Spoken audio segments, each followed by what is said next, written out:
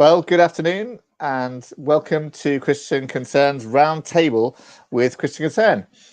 We've been doing these live streams on Fridays throughout the lockdown, and it's great to connect with you. We're calling it Roundtable or Round the Table with Christian Concern because it's your chance to get round the table with us and ask your questions and comments and discuss with us in the comments, whether you're on YouTube, whether you're on Facebook. You can put your comments in there. We'll see them and we'll respond to questions as they come. And it's also around the table because we like to bring on some special guests. We've got a very interesting special guest today who I'll introduce in a minute.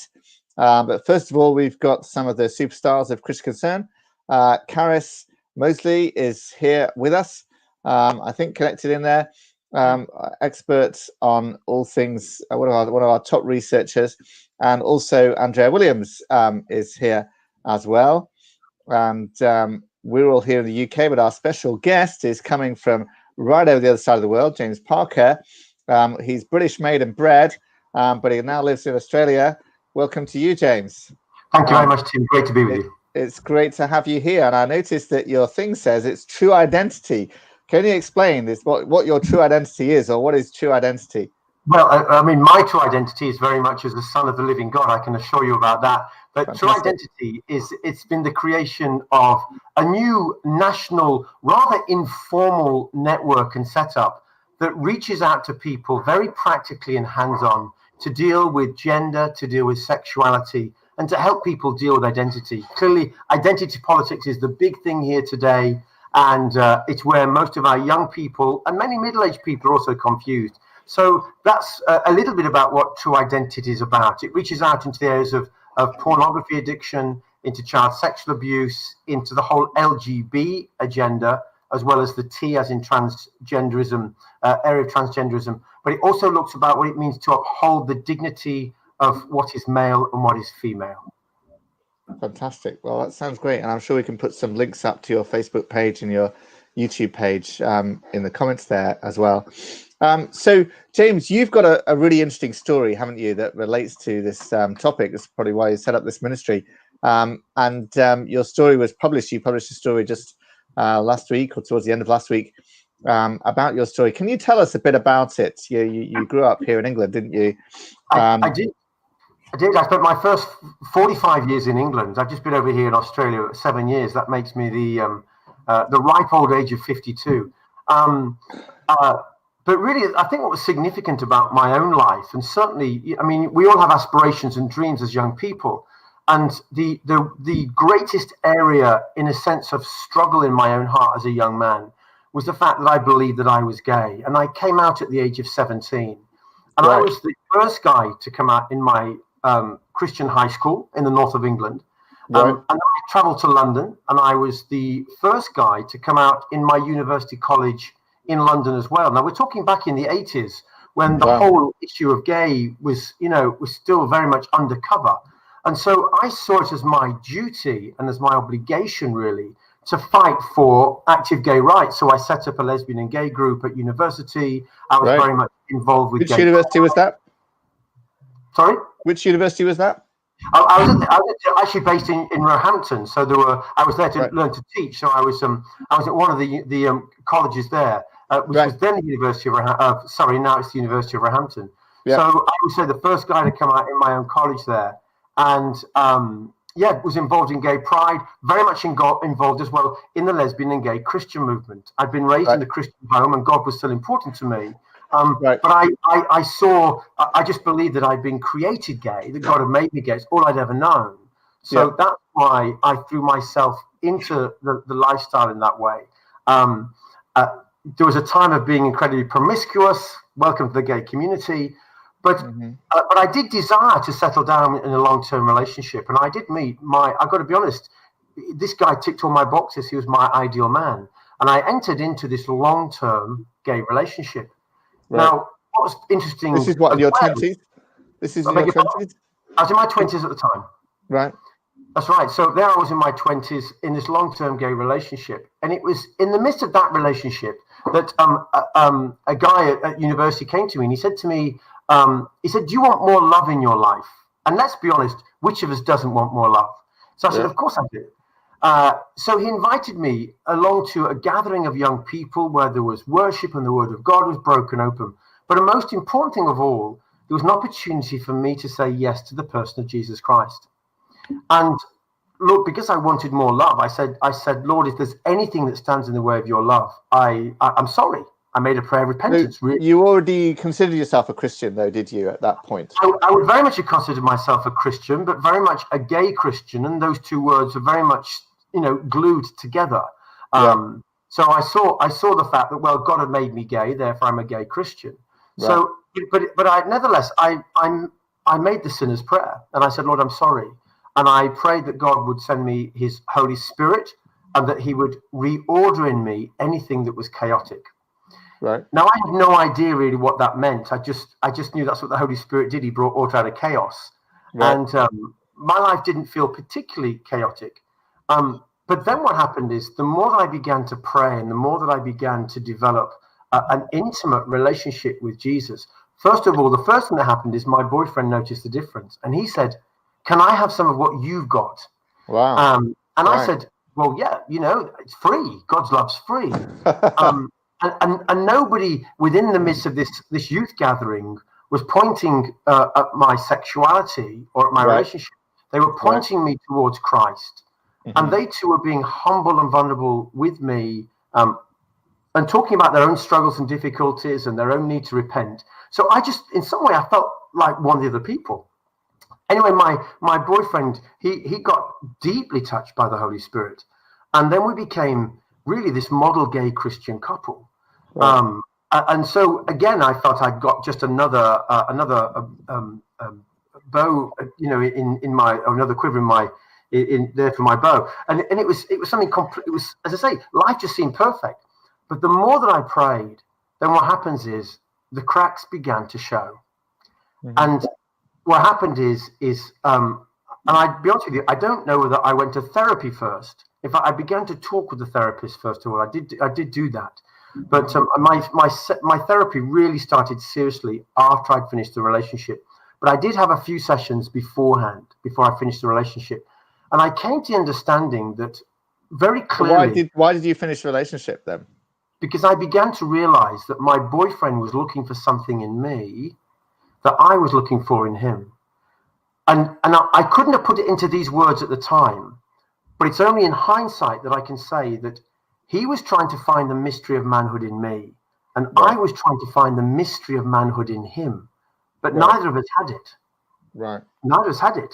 And what happened is the light of the world had begun to shine into our lives. And I'd taken this journey before him. I was, in a sense, I was being discipled to pray a lot more beforehand as well.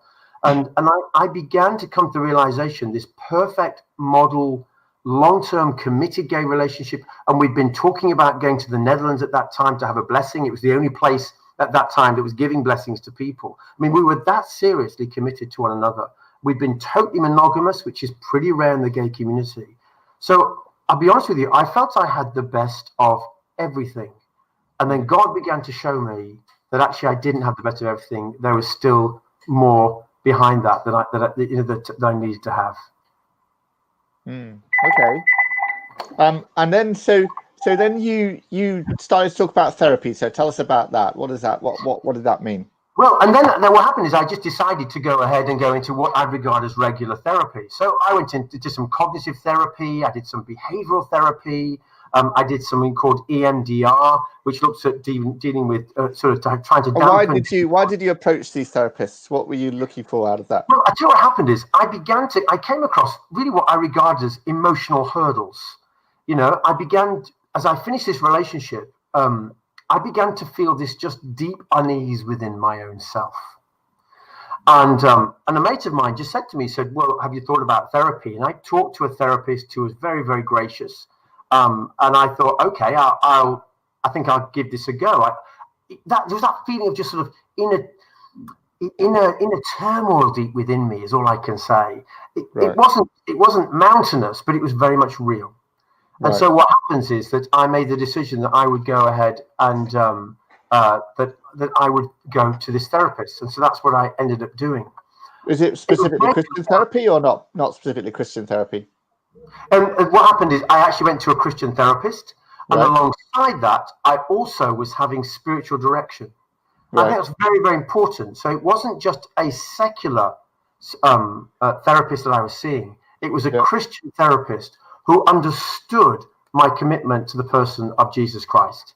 And also what happened is, I was able to have spiritual direction alongside that as well. So I was being very, very carefully discipled along this journey. And that made all the difference to me, because what happens, it means that this wasn't just looking at what's happening in my own mind. It wasn't just looking at what's happening in my own behaviors and my beliefs, but it was looking also at it was a searching of my soul. Okay. So I've got a question here from someone on Facebook. I don't know if I'm going to pronounce this wrong. Sorry if not. Kike Brown.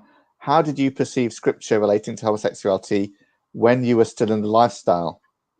Well, what happens is in true fashion, for anybody who regards themselves as a gay Christian, they either interpret it as they want to interpret it, saying, "Oh, Sodom and Gomorrah's sin was the fact they weren't hospitable," or homosexuals or anything to do with sodomy refers to people who sleep around. Well, I wasn't sleeping around. I was in a committed gay relationship. And God's about commitment, so therefore it must be fine. So that was the take, Tim, that I had at that stage. And so that's or really what happens, or you just ignore it. You just ignore the verses that you don't want to read because they're too uncomfortable. Okay, all right. So then tell us about the therapy and where that led you then. Well, what the therapy did is it began to give me the opportunity to see things in a different light and to think differently and to act differently. And my therapist began to just challenge me about some of the preconceptions that I had about myself. I said, well, I'm very feminine, aren't I? And she'd say, well, what makes you think that? Right. Opportunity for me to explore these different things. And, I regarded myself as lesser than other men. At the time, my voice was a lot higher. My walk was very, very camp. I could relate more to women than I ever could to men. And what happens is there was an opportunity for me not just to remain subjectively where I was, but the therapist began to help me to look outside of all the way in which I'd grown up, and as I say, the different belief systems I had about myself. And what the prayer did in the midst of this, and this is very important, is the prayer began to loosen the opportunity for memories from the past to be able to come up. And what was critical for me in the midst of this is that in the midst of my therapy, alongside the prayer, is the realization of extensive childhood sexual abuse came to the surface. Now, that took time. So you'd forgotten this or suppressed this, had you? You suppressed this memory, had you, or forgotten it? Totally suppressed the memory. Right. Totally. And even when it came up, I didn't want to believe it was true. Right. And I'll be honest with you, even though I walked with that memory for a number of years, and the key abuse, because I had several abusers overall, but the key abuse was by a teacher from my primary school, and that case actually ended up in the Crown Court in the UK, and we ended up with a conviction of a convicted paedophile. He was found guilty. Wow. Now, if that memory had never come up, I would never have been the key witness in such an important case. Wow. For a man who's found to be a prolific paedophile. So therapy didn't just help me, but it helped to protect other children. Right. And it also got this man who was struggling, this man with these paedophilic tendencies, we managed to get him the necessary treatment and help that he needed so that he couldn't go on again and commit more crime. Right. Yeah, that's very impressive. Very impressive. So listen, I've got a question here. Pete Chris Hodge on Facebook. Does same-sex attraction go after conversion? Does same-sex attraction go after conversion? I think the question is, does conversion sort it all out immediately? No, not at all. Not at all. In fact, I mean, I have many friends, and as I say, I run different networks here in Australia, as I have done in the UK. And there are many friends, men and women I know, who remain same-sex attracted, and they do all their lives. But see, you consider yourself a gay Christian as well, didn't you? You consider yourself a gay Christian for for quite a long time. But what they've done, like me, is the first thing they've done is they've rejected the world's labels. Yeah. And they've realized that they are human beings like everybody else. They're human beings with different trials, with different sufferings, with different challenges. Yeah. And what's happened is for many of these people, even if they are as same-sex attracted or as gender questioning today as they've always been, for many of them, they said that certainly their conversion to Christ means that the goal for them now is not marriage, it's not heterosexuality, it's holiness. And it's obedience to the person of Jesus Christ. And all I can say to you is this is, whether they're same-sex attracted or not, their happiness, their level of richness of life is significantly higher, significantly. Their anxiety lowers, their depression lowers, the ability to be able to actually take some form of control around their addictive behavior, less than that. These are all fruit. I'm going to ask Karis then, are there studies showing this, Karis? Do we have evidence of this kind of thing that James talked about that we can cite that says that people who decide to live a holy lifestyle are happier and generally more emotionally stable, should we say?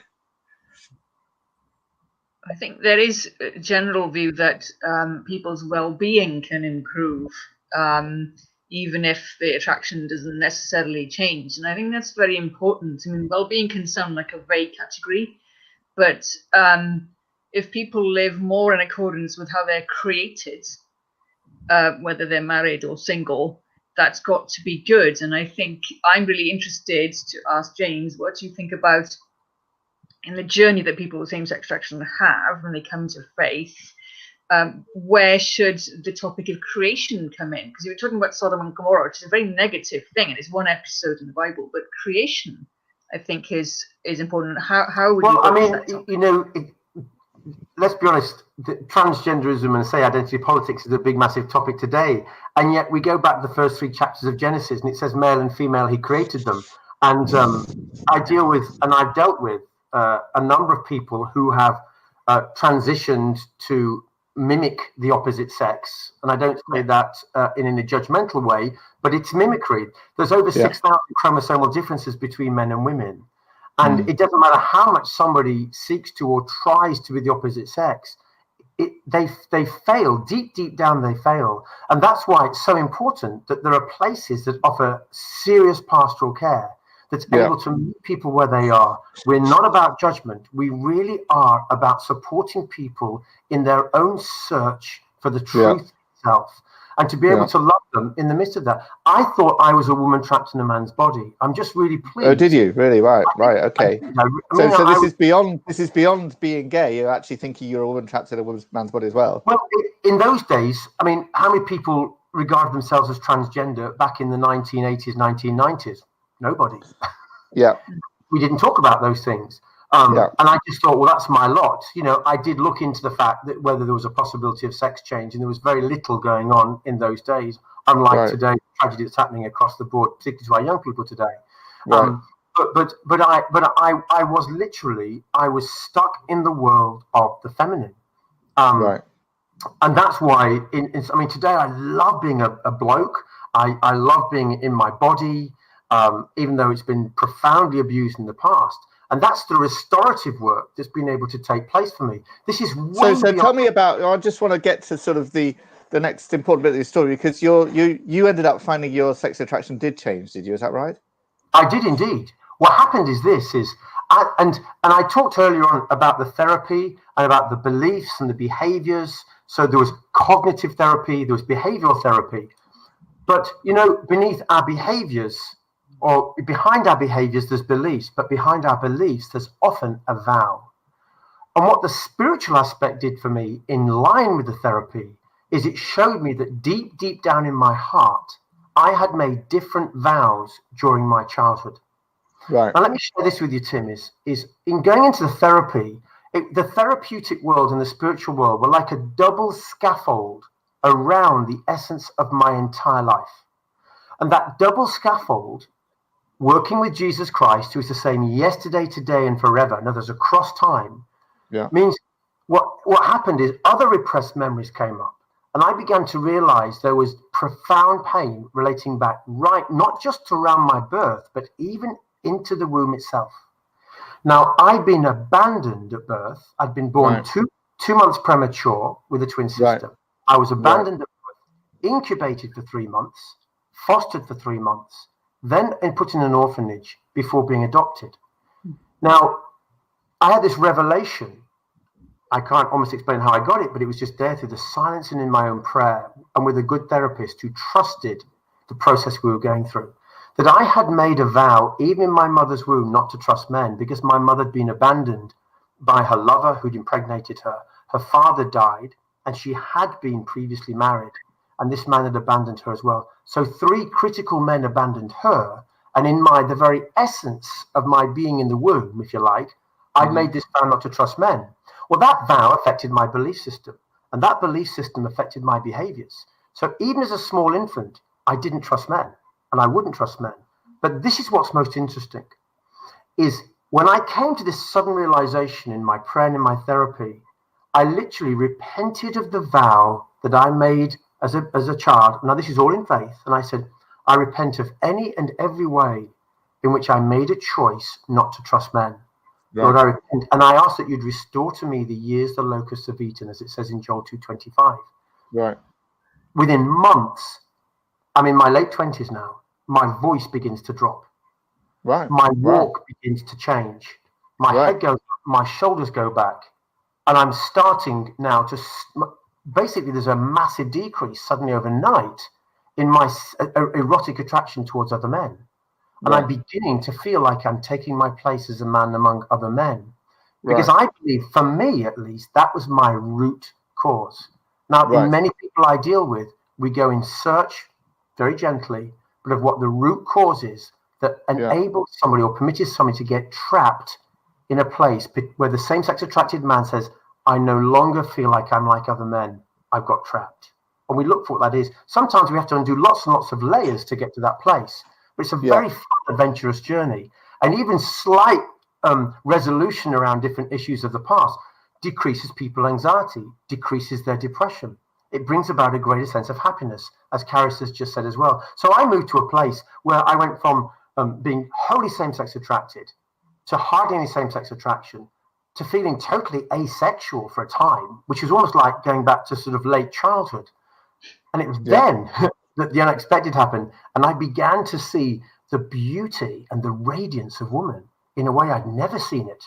And man, it was scary, but it was also very exciting.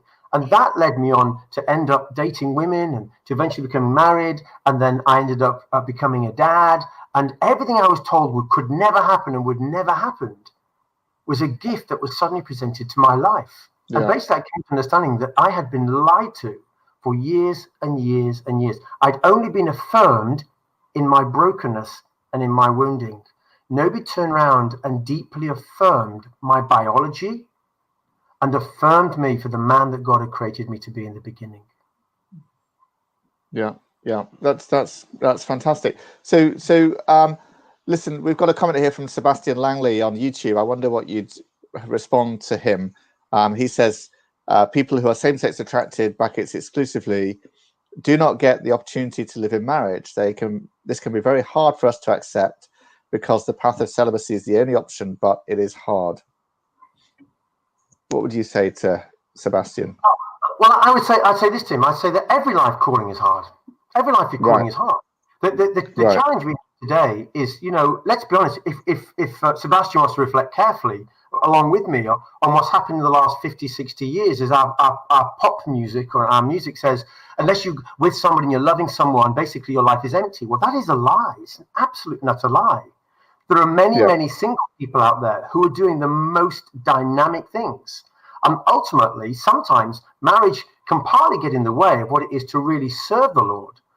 But not just this, ultimately, every one of us is called to marriage. Every one of us has a wedding invitation engraved onto our soul to be united with Christ, who is our groom. So if all of us took that really seriously, and this is again what I do with a lot of the guys who are single and may always be single, the women who are single and may always be single, I say, you have the opportunity for relationships and friendships and to serve God in such a way that others just don't have. They're too busy doing laundry and changing nappies and doing the school run and all these other things and trying to put bacon on the table for several people. I said, you have the opportunity here to do something that is absolutely terrific and amazing. And often when we look at the lives of incredibly saintly people of the past since Christ, the majority of them were single. They were single people who said, Lord, I'm going to be committed to you. And that was very much my own life for 38 years. I mean, a love for the Lord Jesus Christ, to be wedded to him. You know, a holy people is a happy people. I mean, when we really love him, then our fulfillment is in him. And it's the lie of the world that says that the only fulfillment that you can really get is in some kind of sexual relationship. We lie to our young people. We do. When we talk to them about safe sex is when you're ready. When we think about the kind of stuff that we're serving our children at the moment. When we think about what we let our children into. When we think about how even our youth clubs at church are raging with stuff. And when we think about the pornography that's rife in our society, what a countercultural message we have from the pop culture, from even what our schools are teaching around relationships and sex education. Just imagine if in our schools we were talking about purity and holiness and godliness, and that this is the pursuit of happiness. This is the pursuit of joy. This is where you will find your true identity. And I think that in James's story, that is so powerful, we've seen that when the world affirmed in him those things that confused him, he was not the person that he was meant to be. But we have seen God's faithfulness because he cried out to God in prayer. And he went to therapy. We saw his faithfulness, and we see this incredible testimony that we've heard this afternoon. What I want to get to, though, next, James, is the political situation over there in Australia, because you've almost come out now as an ex-gay, haven't you? I suppose, and with your story about being helped with therapy, but they've just passed some laws over there in Australia. Tell us about that. Well, what's happened is we've got 8 states and territories over here. We have 2 territories, Northern Territory, the Australian Capital Territory, and 6 states. And what's happened is one of our territories, which is which contains Canberra, the Australian Capital Territory, and the state of Queensland, have both in the past couple of weeks passed legislation to ban any form of therapy that begins to address anything around unwanted same-sex attraction or around anybody questioning their gender. So basically what the politicians have voted for is that people can only be affirmed in an LGB or a TQQIAP plus 2S, whatever letters you want to use today, that they've got to be only affirmed in that identity, which is where the mistake happened in my life at the age of 14. I was affirmed wrongly as a gay man. And what they're doing is they're not just doing that they're turning around and saying that in Queensland you can have up to $18,000. That's about £10,000 fine for that. And in the fine is for what? Helping somebody who wants to be helped to affirm, moving away from same-sex identity. Is that what it is? That's right. So in other words, if I turned up at a church tomorrow or a therapist's office or even a GP and said, look, I've got unwanted same-sex attraction, can you help me?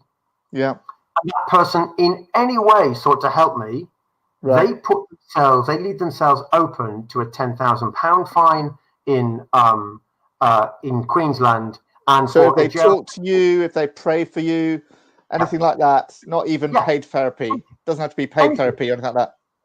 Anything. And look, it's so bad in the Australian Capital Territory where they have what's called a chief minister, in a sense, a premier, if you like, a kind of a prime minister of the territory, is a guy called Andrew Barr. And last year he got, people call it married, I call it miraged, to his same-sex partner.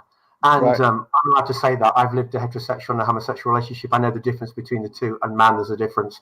Anyway, he's basically pushed through a law there to say that nobody is even permitted to leave the Australian Capital Territory and seek help elsewhere.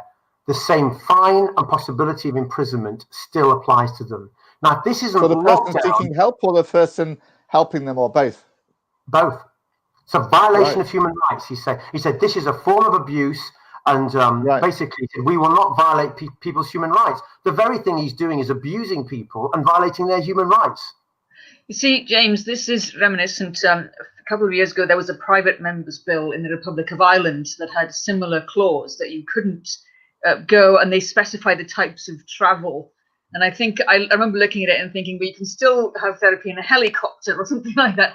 But yeah, this is the beginning of travel bans on people like yourself and anybody who supports you. And it's very dangerous. It's not going to go away. And I think we need to be much more aware of this possibility. They won't stop. That's right. Let's be clear about this. I just want to be really clear about this. Yeah. Can I just be really clear about this? So they're criminalizing talking to somebody to try and help them in a way that doesn't affirm LGBT, in a way that sort of says, I want to move away from LGBT. So some conversations are criminalized with a $18,000 fine. Is that right? Yeah. Well, and I say in ACT, it's $24,000 fine and a prison sentence. And a prison sentence as well. So yes. Somebody comes to me in church and says, can you pray for me? I want to try and change my sexual attraction. And I pray I could get in prison for that. Yes. Wow. Right. Okay. And I think what I'm surprised about, that this has come to Australia so fast. We, in a sense, I felt we're ahead of Australia with our the memorandum of understanding, which works across the counselling professions, means that in effect today, most counsellors know that they will have difficulty getting registration if they say that they help people move away from unwanted same-sex attraction in the United Kingdom. This, in effect, in the United Kingdom, is creating a bar to professional regulated counselling in this area. And it's why we've seen the case of Mike Davidson at Core Issues Trust and his organisation come under such threat. It's why we've got the IFTCC, the International Federation for Therapeutic Counselling and Choice, formed across the world in order to provide a safe place for those in Australia to come, although we see it's not safe because of the fine and the criminalisation of these things. We have a move in the United Kingdom now to ban so-called this terrible labelling of so-called gay conversion therapy. But in effect, we already have it. What they want to do is to move to further punishment. We see that it's for real because James is testifying that it's for real. But even more than this, James's story is the story of radical spiritual transformation, healing, and hope. And the church needs to be alive and understand that this testimony is what we're not going to have. We will have it because we won't be stopped. But so the people who helped James would be criminalized, presumably now, if they did it now. And that's what James is trying to say. But Ruth Margaret Stunnell makes a comment here on Facebook. She says, are they going to claim James was never gay?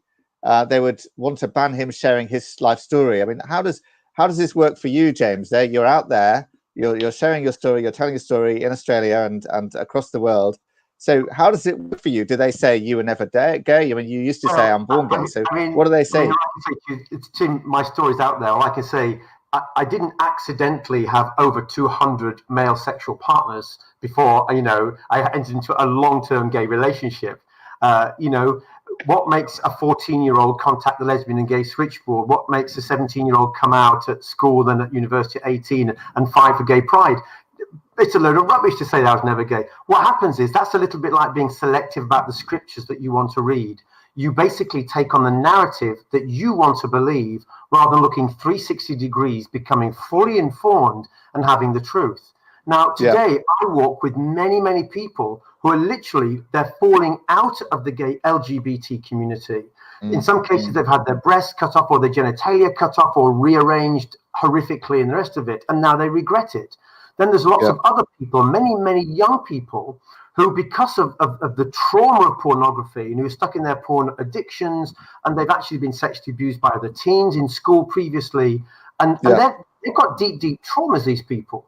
And I'd say probably about 90% of people I deal with, they knowingly have been sexually abused during their childhood. And that often explains why they've got such a strong sense of same-sex attraction.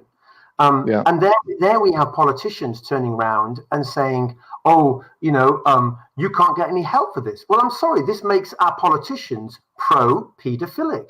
Is that what the end game is? We have to ask ourselves. And people often say to me, will there be fewer convictions of paedophiles if this therapy ban gets put forward and is upheld? I say, of course there'll be fewer convictions. There'll be more paedophile behavior going on. And that's what the taxpayer's paying for. We're mad to sit back and do nothing about it. Yeah. What do you say to someone like Tim James on Facebook here, who says there's no transformation because he still has same-sex attraction? So somebody who's denying that you've been transformed. What do you say to someone like that? Who's saying that I've not been transformed? Well, the challenge I have is this, you see, is all my mates who knew me years and years and years ago, they now say to me, oh my goodness, man, are you transformed? So I had to take their word for that. But also, the bottom line is this. I mean, you've got to understand this. I had nil attraction towards women whatsoever. Whatsoever. You know? So for me to spend years dating women, I'm sorry, I like women. Get over it. It's just the way it is. Please ask me how I fathered a child, or had several pregnancies actually from that. But there we are. The bottom line is this: it might be difficult for some people to accept, but I can't deny my reality, and I refuse to deny my reality. And I don't ask anybody else to deny their reality. So when somebody comes to me and says, I am gay and I'm happy in this and I've got all my rights, I say, okay, well, I accept you. But why don't you accept me? Why are you so full of bigotry? Why are you so exclusive? Why are you so intolerant? Why are you so hate-filled? Why are you so exclusive? I'm saying this does not work for a cohesive society. And what we're beginning to see now is the macro LGBTQ plus minority are beginning to vilify, bully, and dehumanize the micro minority of those people who are leaving behind homosexuality. Okay. Listen, I want to get on to the politics a bit more, but there's just a genuine question here. Jim McGill on Facebook says this genuine question: how does sexual abuse lead on to same-sex attraction? Could you explain that? Yes, absolutely, of course. And look, sexual abuse is different for different people. But let's put it this way: what it did for me is arousal is ultimately, I believe in God's design. Arousal is meant for your wedding night. That's what it's meant for. And anything before that begins to have an effect on the way in which you see yourself and those around you. So my first sexual experience was at the age of 8 by a grown man. So he grooms me into a place where he basically has sex with me. Well, that gives me an ambivalence. First of all, my erogenous zones go, oh, that was quite pleasant. But what they also go is, there's something deeply wrong here. This setting is wrong. So what happens is I'm drawn again and again. And also, of course, my abuser's telling me, be quiet, otherwise it will get worse. But he's luring me into a place where my experience of arousal is man-on-man sexual activity. That's what it becomes. And it's all hidden and it's all pushed away. But what it's also doing, it's not just man-on-man. I'm a child who, rather than being affirmed by man, I'm being, or being given dignity, I'm being layered with depravity. He's unaffirming me. He's actually desecrating me. So what happens is I begin to lose sight of the dignity of my own maleness to be able to grow and to become a man. So therefore, I begin to think I'm not like the other boys. I hide away from the other boys. And of course, what happens, I begin to see man-on-man relationships through a sexual lens, because that's the most profound experience that I'm having at the age of 8, 9, 10, 11, etc. So what's happening is I'm literally being formed to be able to identify the deep pleasures of life, etc., at the totally wrong age, in the totally wrong setting. And that begins to form me. Now, there's all of that, Tim, also on top of the fact that even when I was younger, I didn't feel like I belonged in the world of men. So it's never just one thing, never just one thing. And this is what's quite exciting for us, is because even if you ban all the therapy for anybody around unwanted same-sex attraction, everybody with same-sex attraction, like everybody with other sex attraction, has got several issues in the brokenness of their life they need to deal with. So all we do is we just deal with lots of different issues to brokenness. We don't even have to talk about same-sex attraction. But what's interesting about these laws, it's very, very clear that the LGBT community has realized what it takes to make somebody turn out homosexual. And they want to stop the possibility of that being undone. Right. Yeah. So this is like a must stay gay law. You must stay gay, or you must stay LGBT, whatever it is. That's right. I mean, there's that whole phrase, pray away the gay. Well, and they laugh at that, but actually what they're doing is they're preying, Preying. They're almost preying upon people until they're gay. And I meet many, many people who've been preyed upon during their childhood and their teenage years. And they sit and weep with me and they say, they make me gay. I'm like, yeah, deep down, that's exactly what happened, mate. That's what happened. That's your reality. Now we can start dealing with it. Right. And so, and just to delve into these laws a bit more, a question from Eva Marie on Facebook says, it's a complicated question, so I'm going to summarize it. Like, does this apply to all attractions, like compulsive sexual disorders, whatever, paedophilia and stuff? You know, you're not able to get help for any kind of sexual attraction, or is there distinguishing, like, you know, you can help somebody for this, but not for that, or what? This is what's very difficult, is the laws are not accurate and clear. And therefore, if you have a gay judge, or you have the chief minister who happens to be gay, who's putting pressure onto the judges and saying, I've read about this legal case, we need to move in a certain direction. You know, we realize that actually the law is not black and white. Right. What happens, it starts to be able to be interpreted as people see fit. Now, this is very, very worrying because, as we've already recognized, this will lead to a rise in paedophilic behavior happening that people can't capture and stop. And so therefore, is this going to open up a whole new avenue for what people are calling MAPs, minor attracted people? You've got other sex attracted people, same sex attracted people, and now there's the whole thing about pedophiles or minor attracted people. If we're not careful, this could well open the doorway for that. Okay, right. So listen, we need to sort of come to the end of this now, but I just want to allow Caris and then Andrea to comment on where we are in the UK in relation to this and what the churches can be doing about it. Caris? I think, I mean, what James has said is very illuminating. I've heard much of what you said, when you said in the past, but now in the context of Australia, it's really very alarming. I don't know if you know, but a few days ago, the UN independent expert on sexual orientation and gender identity said on his Facebook page that the UK is going to bring in a bill. Now, that's not been said by our government, but we know he's in contact with our government. I know that from meeting I attended with him a few months ago, that we had human rights ambassadors asking for tips and so on. So we've got to watch out. I think two basic things to pick up on the experiences of people James has been talking about. We just had the worst ever serial male rapist imprisoned earlier this year in Britain. And he was actually from another country, from Indonesia. He had targeted men who were straight. He also had gay victims, but he had mostly targeted straight men to turn them gay. Horrendous. And there was a media blackout about his trial. I covered it at the time. Of course, some people are furious that I'd written. Victims of rape, adult male victims of rape, often develop unwanted same-sex attraction. They will have no help if already it's not an adequate situation. If there's a criminal ban, there'll be further problems for them.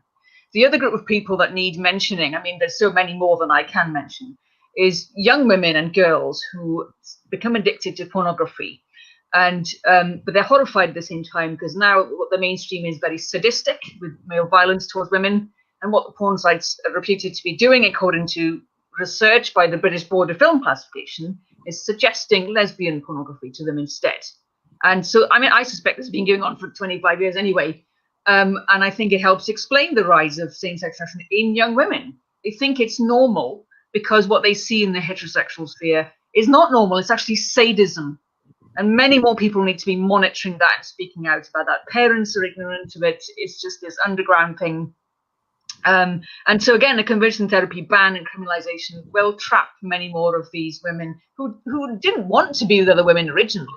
That's right. So I think it's fantastic what you're doing, James, in terms of speaking with different generations. We want to see much more of that, actually, as well as lobbying. And it's interesting, I mean, much of my work now, aside from working alongside victims of childhood sexual abuse and people coming out of the LGBT community, is growing support networks for women who are struggling with pornography. Yeah. And it is a massive growing issue. Yeah. And if there's one area we need to really pay attention to, it's this one. Andrea needs to talk. Yes. Do you know, in many ways I don't, because the joy of you, James, of your true identity, of your for us, the lesson of what happens is look at you and your joy. Tell you, I love it.